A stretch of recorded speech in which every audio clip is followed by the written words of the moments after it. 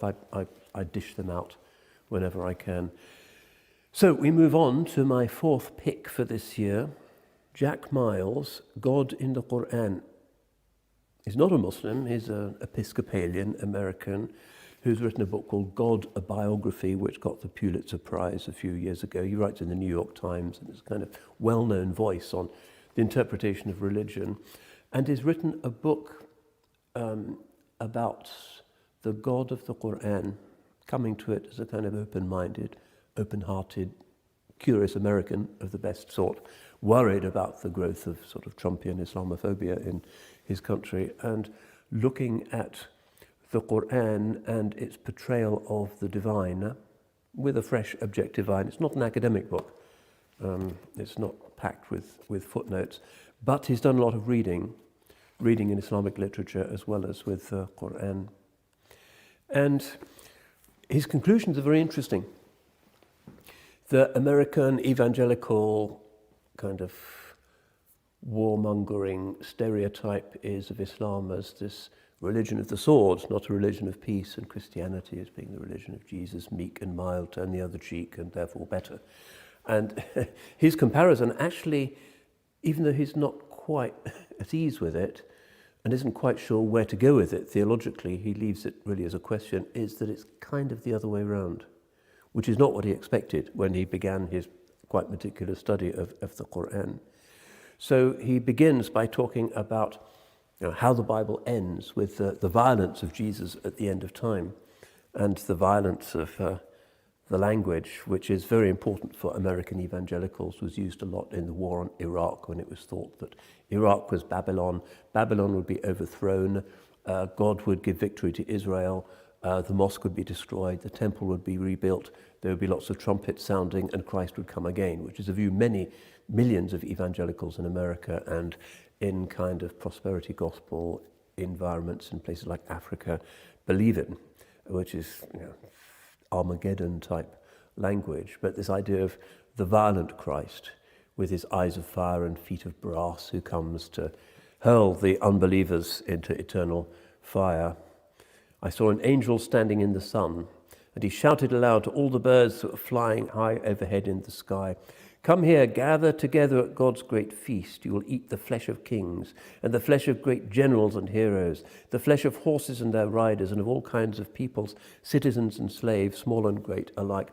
And it's important for Muslims who are trying to understand American violence that's often supported by the evangelical right and American support for Israeli maximalism, that they're reading all of the Bible, and particularly this consummation of the Bible as many understand it, and its foretelling of the end times and the violence that Christ will be unleashing. So he begins by talking about, well, this binary, peaceful Jesus, and the warmongering idea of the seerah, maybe it's not like that. So he then goes and looks at the specific stories, particularly of the prophets as recounted in the Bible, and goes through them one by one.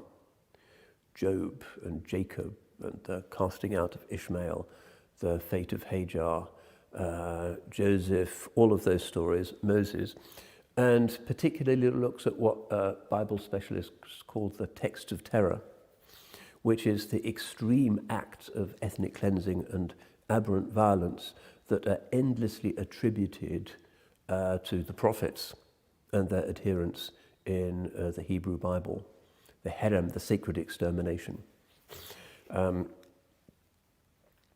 God says to Moses, "Write this down in a book," this is biblical, book of Exodus, "to commemorate it and repeat it over to Joshua, for I shall blot out all memory of Amalek under heaven. Now go and crush Amalek, put him under the curse of destruction with all that he possesses. Do not spare him, but kill man and woman, babe and suckling, ox and sheep, camel and donkey." So God in the Bible is ordering his prophet to massacre not just combatants, but also the women and the babies and even their animals. This ban of extermination is kind of regarded as absolute. Now, can you imagine if a verse like that had appeared in the Quran? Wipe out their babies and kill their animals. Fox News would be reciting it several times a day. It would be their favorite Quranic quote, but it's kind of biblical. And this is the kind of text that Netanyahu has been citing in order to give religious explanation and context for his campaign in Gaza. So what he does as he moves through the Bible and looks at the Quranic stories is to conclude that all of these horrifying things, modern Christians find them kind of horrifying, a lot of Jews find them kind of not Jewish, they're taken out from the Quran. You don't get these massacres. The psalm that says, "Blessed is he who takes the babies of the Babylonians and dashes out their brains on a rock." That doesn't appear in the Quran.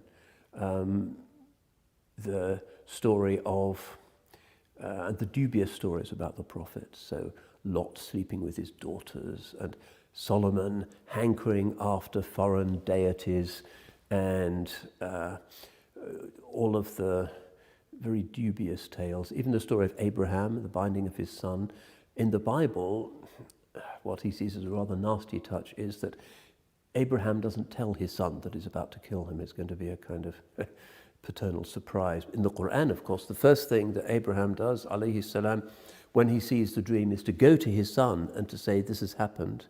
Fanzur ma tara, what do you think?" He consults with him, so he knows exactly, and the son consents. So Miles's view is that the Quran consistently ethicizes these chaotic stories about the biblical God and actually ends up giving us a greatly improved view of Jewish history, that it becomes ethical.